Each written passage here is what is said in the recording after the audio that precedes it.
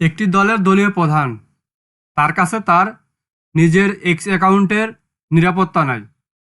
সে কি করে পুরো বাংলাদেশকে নিরাপত্তা দেবে? হঠাৎ করে তার এক্স অ্যাকাউন্ট উধাও হয়ে যায়, হ্যাক হয়ে যায়। তারপরে যখন তার অ্যাকাউন্ট থেকে পোস্ট করা হয়, বাংলাদেশে যারা নারী কর্মজীবী তারা পতিতার সমান। মানে মা বোনদেরকে নিয়ে এমন একটা মন্তব্য করা হয়েছে, এমন একটা পোস্ট করা হয়েছে, তিনি কিন্তু একজন দলীয় প্রধান, জামাতে ইসলামের আমির ডাক্তার শফিকুর রহমান।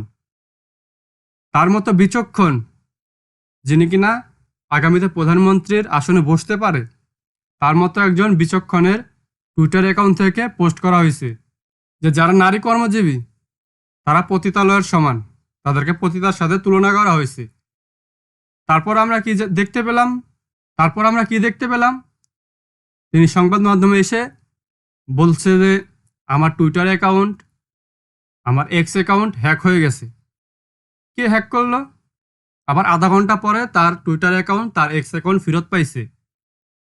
এখন তার যত দোষ, যত চাপ সব দিতেছে বিএনপির উপরে, যে বিএনপির নেতাকর্মীরা, বিএনপির বট বাহিনী, বিএনপির অমুক নেতা জামাত ইসলামের আমিরের টুইটার অ্যাকাউন্ট হ্যাক করছে। মানে বিষয়টা কেমন চুদলিং পং হয়ে গেল না? 2024 সালে আমরা দেখছি আইসিটি প্রতিমন্ত্রী জুনাইদ আহমেদ পলক, তারাই কিন্তু সুন্দর করে আস্তে করে ইন্টারনেট বন্ধ করছে। ইন্টারনেট বন্ধ করার পর তিনি সংবাদ মাধ্যমে এসে বলতেছে আমি জানি না কিভাবে ইন্টারনেট বন্ধ হয়েছে, ইন্টারনেট এমনি এমনি বন্ধ হয়ে গেছে। 2026 সালে সংসদ নির্বাচনের মাত্র 10 দিন বাকি।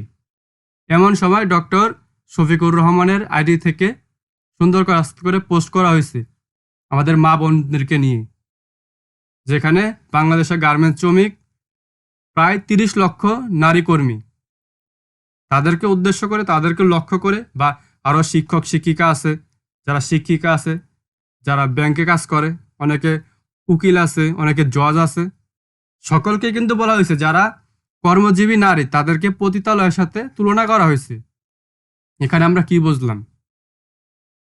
না, আমি মানলাম ডাক্তার শফিকুর রহমানের Twitter account, x account hack হয়ে গেছে, কিন্তু যে হ্যাকার, সে কি বাচ্চা? সে কি ফিটার খায়?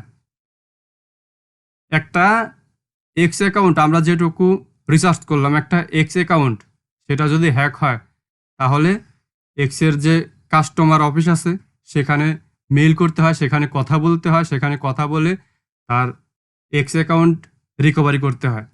কিন্তু আমরা লক্ষ্য করলাম আধা ঘন্টার মধ্যে সে অ্যাকাউন্ট আবার ফেরত আসছে। ডক্টর শফিকুর রহমান বলতেছে এটা আমি করি নাই, এই কাজটা আমি করি নাই, আমার অ্যাকাউন্ট হ্যাক করছে বিএনপি বা অন্য যে কোনো বড় দলের কিছু বট বাহিনী। তারা এখন মা বোনেরা যারা আমার কথায় কষ্ট পাইছেন, আমার আমার টুইটার পোস্ট দেখে কষ্ট পাইছেন, তারা দয়া করে আমাকে ক্ষমা করে দেবেন।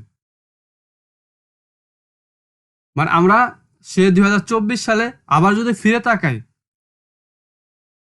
আমাদের যে আইসিটি প্রতিমন্ত্রী ছিল জুনায়দ আহমেদ পলক, তিনিও কিন্তু সে একই কথা বলছে, আমরা ইন্টারনেট বন্ধ করি না, ইন্টারনেট এমনি এমনি বন্ধ হয়ে গেছে। এমনি এমনি কখনো কোনো কিছু হয় না, যা লটে কিছুটা হলেও ঘটে। বিষয়টা কিন্তু ঠিক তেমনই। মানে আপনারা আপনারা রাজনীতি করবেন, আমরা সাধারণ জনগণ। এখন আমাকে অনেকে বলতে পারে তুমি তো বিএনপির চামচা, তুমি তো বিএনপির দালাল। হ্যাঁ, আমি বিএনপির দালাল, সমস্যা নাই, দালাল বলেন আর যাই বলেন বলতে পারেন। সত্য কথাটা সত্যভাবেই বলতে হবে, সাদাকে সাদার কালাকে কালাই বলতে হবে। একটা মানুষের টুইটার অ্যাকাউন্ট, একটা মানুষের এক্স অ্যাকাউন্ট কিভাবে হ্যাক হয়ে যায়, আবার সাথে সাথে কিভাবে চলে আসে? যে হ্যাক করছে সে কিন্তু পোস্ট করতে পারবে না, তাহলে পোস্ট করলো কে? এটা কিন্তু আমাদের প্রশ্ন রয়েই গেল।